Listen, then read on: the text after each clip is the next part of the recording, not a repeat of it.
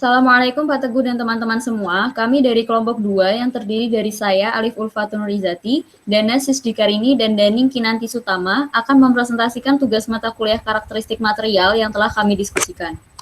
Isi dari presentasi ini terdiri dari overview jurnal, target yang akan dianalisis dan dikarakterisasi, serta metode dan hasil karakterisasi yang terdapat di jurnal tersebut. Jurnal yang kami gunakan merupakan jurnal material berbahaya dengan judul Tuning Tetracycline Removal from Aqueous Solution onto Activated 2-to-1 Layer Clay Mineral, Characterization, Sorption, and Mechanistic Studies.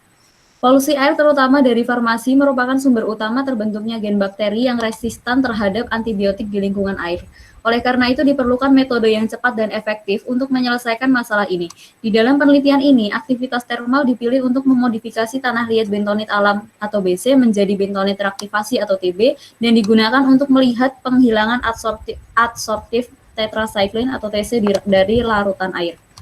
Aktivasi termal pada bentonit alam BC diawali dengan pretreatment dan pengovenan pada suhu 500 derajat Celcius sehingga terbentuk thermal activated bentonit. TB digunakan untuk menjerap tetracycline sehingga diperoleh air bebas polutan.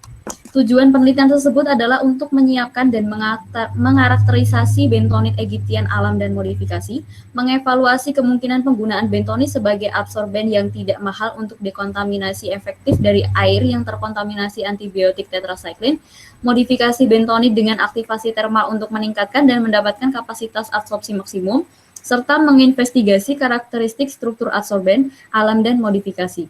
Adsorpsi dilakukan pada mode batch dengan variasi kondisi operasi seperti pada slide. Dalam jurnal tersebut diperlukan pengujian terhadap BC, TB, dan TC. Konsentrasi TC dalam effluent diuji menggunakan spektrofotometer UV vis. Perbedaan karakter BC dan TB dilihat dengan menentukan komposisi kimia menggunakan XRF, XRD, dan EDX. Menentukan perubahan gugus fungsi di dalamnya menggunakan FTIR, melihat perbedaan morfologinya menggunakan SEM, dan mengevaluasi sifat tekstural menggunakan N2 adsorpsi-desorpsi. Setelah proses penjerapan TC ke dalam TB, sampel TB terkontaminasi disaring lalu dikeringkan semalaman menggunakan oven pada suhu 70 derajat Celcius. Sampel selanjutnya dianalisis karakterisasinya menggunakan XRD, FTIR, dan SEM dan dibandingkan dengan data TB sebelum terkontaminasi. Selanjutnya adalah metode dan hasil karakterisasi BC, TB, dan TC akan dijelaskan oleh Saudari Daning. Baik, yang ingin pertama saya jelaskan adalah spektrofotometer UV vis, di mana tujuannya untuk menganalisis konsentrasi TC dalam sampel effluent. Sampel effluent sebelum dan sesudah absorpsi diuji menggunakan UV vis sehingga diperoleh persen removal TC dalam effluent. Alat ini mengukur serapan cahaya pada panjang gelombang ultraviolet 200 hingga 300 nanometer dan sinar tampak 350 hingga 800 nanometer. Penyerapan cahaya ini menyebabkan transisi elektronik sehingga elektron dapat berpindah orbital dari rendah ke tinggi. Intensitas cahaya yang dipancarkan akan terdeteksi oleh detektor. Konsentrasi TC akan sebanding dengan jumlah sinar yang diserap oleh TC dalam larutan. Next, ini merupakan analisa XRF. Tujuan untuk dilakukannya analisa XRF adalah untuk mendapatkan komposisi sampel BC dan TB yang digunakan adalah Philips PW 1410. Komposisi kimiawi dari bentonit clay sebelum dan sesudah perlakuan terma disajikan pada tabel 1. Jadi dapat terlihat bahwa SiO2 dan Al2O3 merupakan konstituen utama. Fe2O3, K2O, CaO, MgO, TiO2, dan P2O5 merupakan oksida logam minor. Nah, nilai-nilai ini menunjukkan bahwa bentonit yang digunakan dalam penelitian ini mengandung mineral monorinolit. Setelah pelakuan termal terjadi penurunan loss on ignition atau LOI dari 9,93% BC menjadi 2,84% TB. LOI yang tinggi ini di BC bisa jadi karena bahan organik dan kandungan bahan anhidrat yang dikeluarkan sampel selama proses ignition. Nilai LOI yang rendah pada TB ini menunjukkan high loss pada ignition selama proses thermal. Jadi secara keseluruhan adanya SiO2, Al2O3, dan LOI di clay adsorbent membuktikan bahwa konstituen utama bentonit adalah silika, alumina, dan air. Next, ini merupakan analisa XRD. Untuk sampel BC dan TB dilakukan dengan menggunakan Shimadzu L-Lab XXRD 6100 dengan radiasi CuK alfa dengan tegangan percepatan ditetapkan 40 kV dengan arus 30 miliampere dengan panjang gelombang radiasi CuK alfa monokromatik dengan lambda 1,5405 Armstrong. Pemindaian dibatasi dari 3 hingga 70 derajat pada sudut 2 theta. Untuk menentukan ruang interlayer bentonit, nilai D dihitung menurut hukum Bragg dengan menggunakan persamaan N lambda D theta sama dengan 2 sin. Jadi, dalam penelitian ini, XRD digunakan untuk mengevaluasi perubahan struktur lapisan clay adsorbent sebelum dan setelah aktivasi termal. Next. Ini merupakan pola XRD, BC, dan TB. Untuk warna hitam merupakan pola dari BC dan untuk warna merah merupakan pola dari TB. Puncak XRD mengkonfirmasi adanya keberadaan montmorillonite dan quartz. Jadi ada juga puncak kalonit juga ditemukan pada BC. Sedangkan puncak ini akan menghilang dalam bentonit yang diaktifasi secara termal. Ciri utama puncak montmorillonite terdeteksi pada 2 theta nilai 5,5 derajat. Puncak ini juga muncul di natural bentonit pada nilai 20 derajat dan 36 derajat. Bersama dengan itu, beberapa mineral non-clay juga tercatat pada nilai 22 dan 26 derajat untuk quartz. Next. Nah, setelah aktivasi termal, bentonit atau TB tidak ada perbedaan yang signifikan ditemukan pada pola XRD dibandingkan dengan pola BC. Namun kemunculan polanya hanya berbeda pada nilai puncak yaitu sebesar 5,5 derajat di mana intensitas puncak ini berkurang secara signifikan dan sedikit terjadi pergeseran ke arah kanan dengan nilai 8,3 derajat. Pergeseran Kisi 001 menyebabkan penurunan ruang interlayer TB menurut hukum Bragg. Jarak antara lapisan menurun dari 1,61 nanometer untuk BC menjadi 1,07 nanometer untuk TB.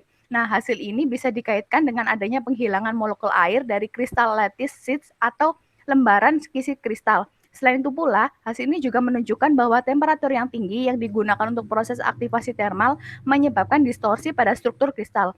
Karena pada penelitian lain, selama proses kalsinasi, suhu lebih besar dari sama dengan 400 derajat Celcius, tepi lapisan bentonit itu akan mengalami kerusakan, sedangkan untuk strukturnya sendiri dia itu masih tetap utuh. Sehingga TB itu akan menjadi lebih stabil di media air dibandingkan dengan BC. Berdasarkan analisa XRD dapat disimpulkan bahwa aktivasi termal bentonit dapat meningkatkan binding adsorption site dan luas permukaan spesifik bentonit tanpa mengubah struktur lapisan. Next.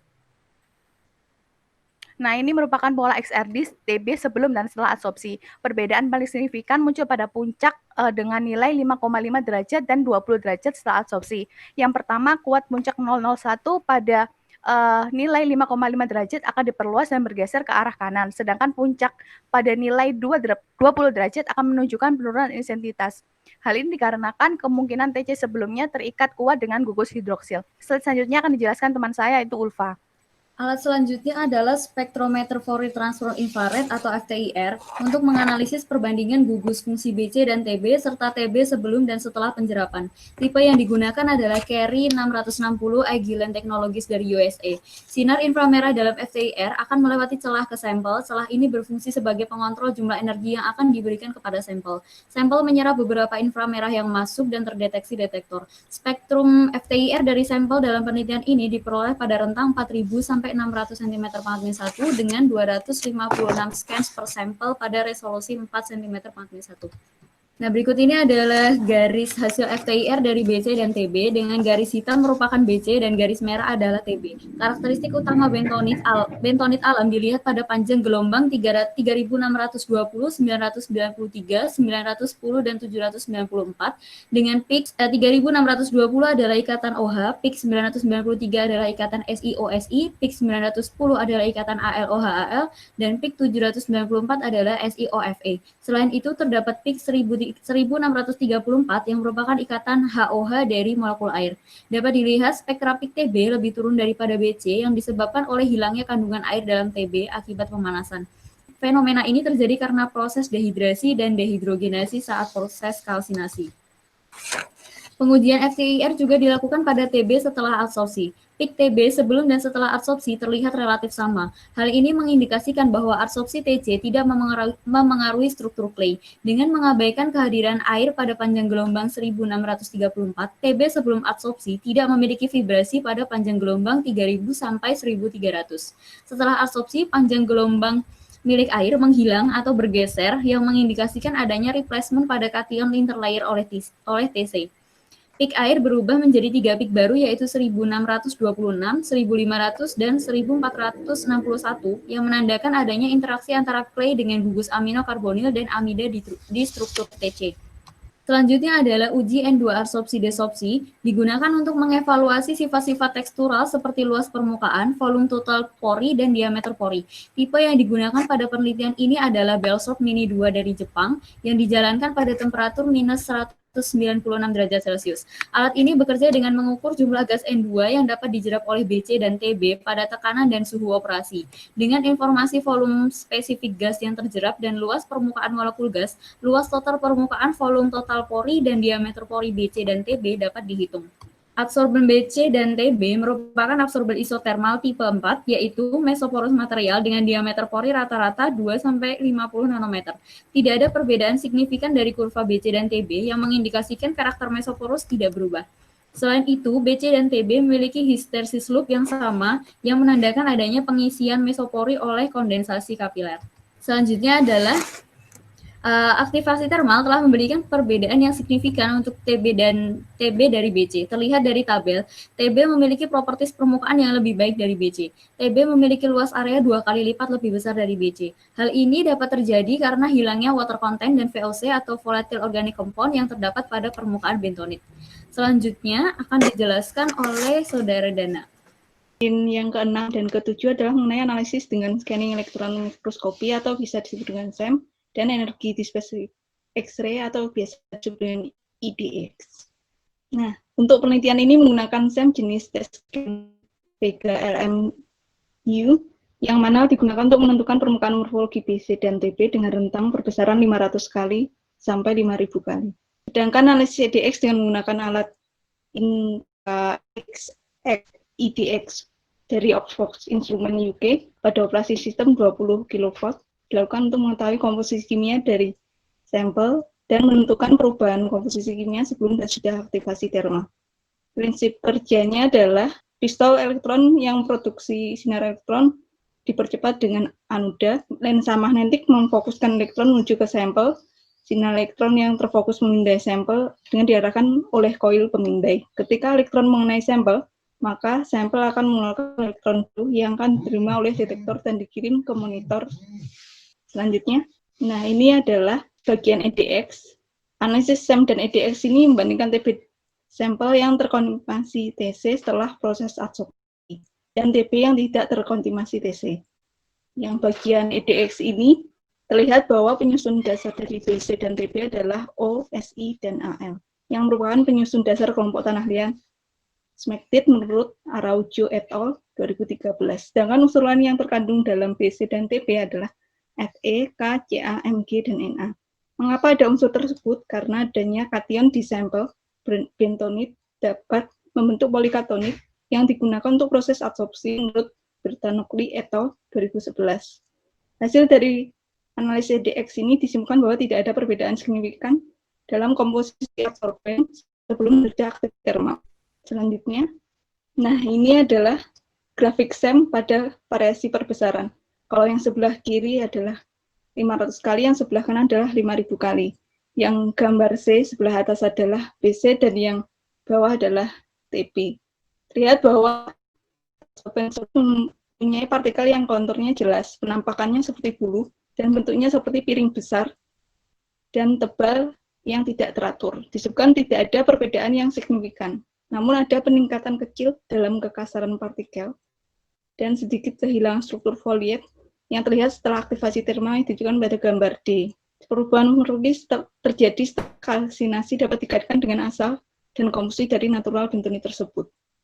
Selanjutnya, nah ini adalah gambar C dan D, yang kiri yang C itu. Adalah hasil SEM dari TB sebelum dan sudah absorpsi. Yang C yang sebelum, yang D yang sesudah. Sebelum absorpsi, struktur poros dan tidak beraturan diamati pada TB. Setelah absorpsi TC, kekasaran dalam permukaan adsorben hilang, yang mana dikaitkan dengan terisinya pori adsorben dengan TC dan hidrasi. Nah, ini adalah kesimpulannya, absorpsi TC dan TB dapat melalui 3 hal. Yang pertama adalah pertukaran ion dengan intercalation TC ke dalam ruang interlayer TB, yang mana dikonfirmasi dengan besarnya interlayer setelah absorpsi berdasarkan analisis XRD. Interaksi elektrostatis antara kation TC dan permukaan negatif, yang mana dikonfirmasi dengan pengukuran pH CpC dan TC specification. Itu yang kedua. Dan yang ketiga adalah surface complexion di tepi TB yang mana dikonfirmasi dengan analisis SEM. Itu yang pertama, kedua, tiga ada tulisannya di gambar sebelah kanan. Demikian presentasi dari kami. Terima kasih.